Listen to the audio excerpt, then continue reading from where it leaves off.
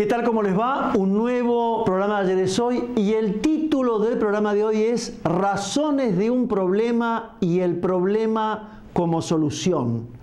Bajo este título, señora, señor, algunas líneas, algunos conceptos de la violencia hoy en la República Argentina. Recuerda mucho mejor que yo, señora, señor, que la forma jurídica política que adoptaron los griegos y los romanos fue el uso, ejerció el uso de la palabra en público. ¿Ante qué tipo de público? Los ciudadanos de Atenas en Grecia, y los ciudadanos romanos en Roma. Y el uso de la palabra en público, el ejercicio de la palabra en público tomó la forma de discurso. Y el discurso ha sido y es desde siempre bidireccional. Léase, tiene dos direcciones según la intención que se proponga el discurso. Y entonces, una de las direcciones, una de las intenciones es la inteligencia del hombre. Si el discurso está dirigido, está direccionado hacia la inteligencia del hombre, entonces la ciencia que utiliza la palabra es la elocuencia, porque la elocuencia es la ciencia y el arte de persuadir y convencer al hombre que nos escucha. En cambio, si la dirección, si la intención del discurso es dirigirse al corazón del hombre, entonces la ciencia que utiliza, que usa la palabra es la retórica, porque la retórica es la ciencia y el arte de conmover y emocionar al hombre que siente.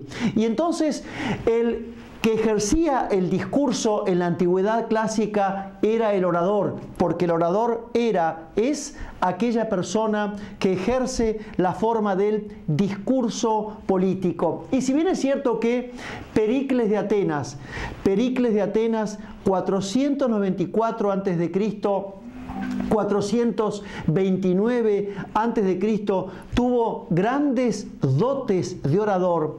El fundador de la oratoria, el padre de los oradores, es indubitablemente Demóstenes de Atenas.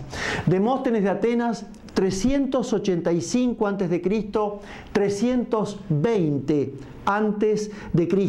¿Cómo son las características del discurso de Demóstenes? La esencial característica, las dos esenciales características fueron, ¿por qué fueron? Son, primero, claridad de pensamiento y, en segundo lugar, un fogoso amor a la patria. Pero además de haber sido Demóstenes el padre de los oradores y un cuasi filósofo, era un eximio político, porque Demóstenes, antes que ningún político ateniense, antes que ningún militar o filósofo ateniense, Demóstenes se dio cuenta que Filipo II tenía intenciones geopolíticas sobre toda Grecia. Léase, dominarla militarmente, vencerla militarmente y después de vencida militarmente Grecia, someterla al yugo macedónico, cosa que hizo Filipo II en la batalla de Queronea cuando venció a los griegos año 338 a.C. y no Filipo II, sino su hijo Alejandro Magno, concluyó esta tarea geopolítica de expansión de Grecia y Macedonia. ¿Hacia dónde? Hacia el continente asiático, porque luego de la muerte de Alejandro Magno, los griegos se quedaron 200 años en el continente asiático. Y entonces, como Demóstenes de Atenas percibió con clarividencia las intenciones geopolíticas de Filipo II de Macedonia, la advertencia y los retos que dirigía Demóstenes a Filipo, usted recuerda, señora, señor, que se llamaron las Filípicas. Y el segundo discípulo, el eximio discípulo que tuvo Demóstenes de Atenas fue indubitablemente Marco Tulio Cicerón, 278 años después, porque Marco Tulio Cicerón, como usted recuerda, señora, señor, nació en Arpino, año 106 a.C., y murió asesinado por los sicarios de Marco Antonio en Roma allá por el 43 a.C. Y en la época prístina de Marco Tulio Cicerón, su discurso o las características de su discurso eran casi exactas a las de Demóstenes de Atenas. Claridad de pensamiento y un fogoso, un indubitable amor por la patria. Y usted recuerda, señora, señor, que allá por el 65, 66 antes de Cristo, cuando la República Romana empezaba a agonizar, cuando la República Romana empezaba a mostrar sus primeras cenizas, porque la República Romana se agotó, finiquitó allá por el 27 antes de Cristo, cuando César Augusto, el sobrino carnal de Julio César, fundó el Imperio Romano con el título justamente de Augusto, primer emperador de Roma. Pero allá por el 66 la República Romana empezaba a extinguirse, empezaba a mostrar sus primeras declinaciones, y entonces la figura central era Pompeyo.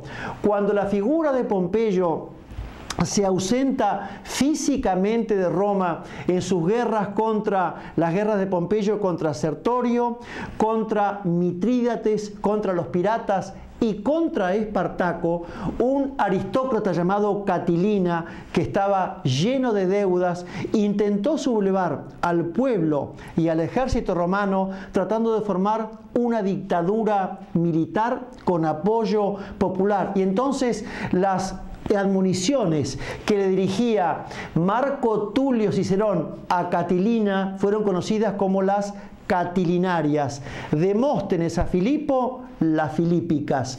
Cicerón a Catilina, las catilinarias. Pero además los griegos tenían 4 tonos de voz. Y el tono de voz, señora, señor, fíjese la genialidad, la inteligencia galáctica de la mente griega. El tono de voz es ni más ni menos que el modo, la inflexión, la forma en la cual yo utilizo mi discurso, mi conversación hacia la persona que me escucha. Y entonces los griegos imaginaron, insisto, en la genialidad griega, 4 tonos de voz, que es el tono lidio, el tono frigio, el tono jónico y el tono dórico. El tono frigio es el tono lidio es el tono propio del llanto, de la protesta, de la queja. Tono lidio es el tono del llanto, queja y protesta, que nos puede llevar al desánimo, nos lleva a la angustia. El tono frigio es el tono de la vehemencia, es el tono de la fuerza, es el tono que puede llegar hasta el insulto. La exageración del tono frigio nos puede llevar hasta la guerra. El tono jónico es el tono ambiguo, disoluto, y ese tipo de tono, ese tipo de conceptos ambiguos, disolutos, inentendibles, llevan a la confusión, llevan a la desorientación. El tono dórico era el tono que usaba Sócrates de Atenas en sus diálogos, en sus enseñanzas de filosofía por todos los lugares de Grecia. El tono dórico es el tono claro, sereno, sencillo y prudente, y es el tono que le aporta claridad a la inteligencia y paz al corazón, y puede llegar a llevarnos a encontrar la verdad. Y entonces, cierta vez en que estaba Sócrates de Atenas en un diálogo de juventud, donde el protagonista es Sócrates y el otro que interviene es Cármides, el diálogo se llama Cármides o de la templanza, redactado por Platón en su diálogo de juventud, que lo pone a Sócrates, su maestro, como protagonista. Cuando Sócrates le hace preguntas a Cármides, insisto, el diálogo es Cármides o de la templanza. Cuando Sócrates le hace preguntas a Cármides y ve que Cármides está lento o confuso en las respuestas, Sócrates en ese diálogo, Cármides o de la templanza, le dice lo siguiente a Cármides: responde las preguntas que te formulo preocupándote no por quién puede llegar a llevar la mejor o peor parte en la conversación, sino porque en la conclusión del razonamiento brille siempre la verdad. Y seguramente usted en su casa, señora, señor, estará pensando qué tiene que ver el título del programa de hoy con este tema de la violencia en la República Argentina. Y la respuesta es tan sencilla como evidente y tan evidente como sencilla. Y en instantes vamos a compartirlos con todos ustedes. Muchas gracias.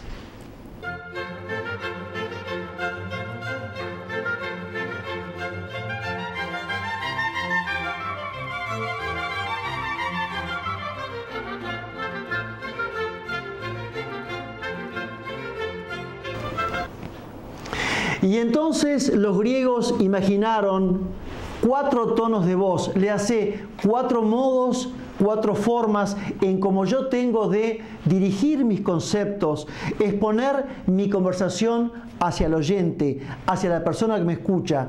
El tono lidio, frigio, jónico y dórico. Porque si el tono lidio es el lúgubre, propio del llanto de la protesta, aquel que nos lleva a la angustia y la desesperación, el tono frigio es el tono vehemente, el tono de la fuerza, el tono de la agresión, que puede llegar a llevarnos a la guerra. El tono jónico es ambiguo, disoluto, inentendible, que lo sumerge en la confusión, en la desorientación. El tono de Sócrates, que usaba Sócrates, era el tono dórico, que es el tono claro, sereno, firme, sencillo y prudente, que le aporta claridad a la inteligencia y paz al corazón. Mediante el tono dórico, mediante el razonamiento dórico, podemos llegar a encontrarnos, señora, señor, con la verdad. Y fíjese usted, a ver qué le parece a usted en su casa, que la historia argentina y la vida política de los partidos, de los próceres y de los dirigentes políticos argentinos, en la exageración del tono lidio, léase llanto, protesta, queja, lo lúgubre, o en la exageración del tono frigio, vehemencia, fuerza, agresión, insulto, han creado una especie más que de tono jónico, de espíritu jónico político en la República Argentina, de desorientación, de confusión. Pocas veces en la República Argentina se ha empleado el tono dórico, el razonamiento dórico, léase claro, sereno, sencillo, prudente. Algunos próceres, tales como José de San Martín, el padre de la patria, Manuel Belgrano y Juan Bautista Alberdi, y dígame quién más, señora, señor, usaron el tono dórico. Insisto, claridad, sencillez, prudencia, firmeza en la expresión, de la exageración del tono lidio, llanto, queja, protesta, contra la exageración del tono frigio, fuerza, vehemencia, hemos encontrado la República Argentina desde el año 1810 hasta el día de hoy, este día actual, señora, señor, hemos encontrado a saavedristas y morenistas, unitarios y federales, conservadores y autonomistas, conservadores y radicales, radicales y peronistas, peronistas y antiperonistas, kirchneristas y anti-kirchneristas, porque esta es la primera parte del título del programa de hoy. Razones de un problema, de la exageración del tono lidio y del tono frigio. Las razones de un problema es que hemos encontrado desde 1810 hasta la fecha una Argentina que está permanentemente fragmentada. Hemos hecho de la circunstancia política, del fragmento político, desde el año 1810 hasta la fecha una permanencia política. Y vamos a la segunda parte del título del programa de hoy. El problema como solución. Desde hace casi 20 años en este programa de Ayer es Hoy, decimos, señora, señor, y lo compartimos con ustedes, que la ideología en cualquiera de sus formas, sea ideología de ultraderecha o ideología de ultraizquierda, la ideología es violenta por sí misma. No hay violencia buena o violencia mala según la ejerza la ultraizquierda o la ultraderecha. La violencia esencialmente es mala por sí misma. Y hoy la violencia en la República Argentina, señora, señor, se viste de ultraizquierda. Y se viste de ultraizquierda en los pseudos partidos políticos tales como, por ejemplo, Quebracho, los diversos tipos de anarquismos que en un creyendo están pululando la vida política de la República Argentina, y algunos ideólogos, algunos pícaros ideólogos que aprovechan los derechos legítimos de las protestas aborígenes. Insisto, derechos legítimos de los aborígenes. ¿Y por qué el problema como solución? Porque la violencia argentina vestida de ultraizquierda cree y quiere el problema como solución. No les interesa la solución de los problemas. Lo que sí les interesa es profundizar el problema. Tienen como bandera política la profundización de los problemas mediante el odio, la venganza, el rencor, la agresión, el resentimiento, generando en la República Argentina por estos días un estado permanente de revolución, entre comillas. Y como no les interesa el diálogo, como no les interesa la reconciliación ni la paz, ofrecen el problema como solución. ¿Qué proponemos nosotros? Hacemos una pausa y enseguida la compartimos con todos ustedes. Muchas gracias.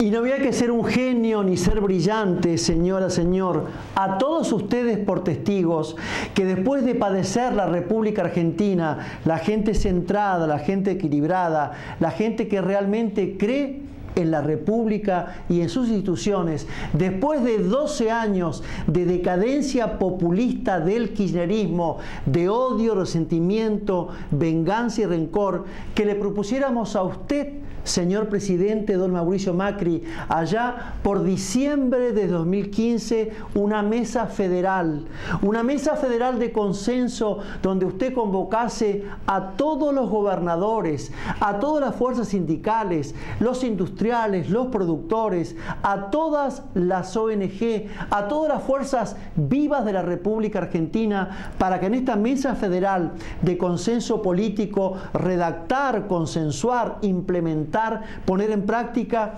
políticas de Estado en materia de salud, seguridad, justicia y educación a 5, 10, 15, 50 años. Hace ya casi 2 años que insistimos con esto, juntamente porque vemos un creyendo de la violencia política en la República Argentina. Y puntualmente en el caso de los derechos legítimos de los aborígenes, que deben atenderse ya.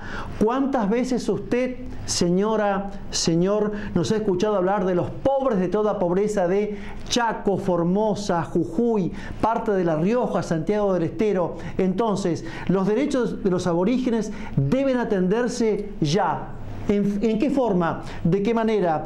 Dándole educación, trabajo, salud e implementando todo un sistema de propiedad de la tierra. ¿Mediante qué modelo? Valiéndonos por medio a qué modelo.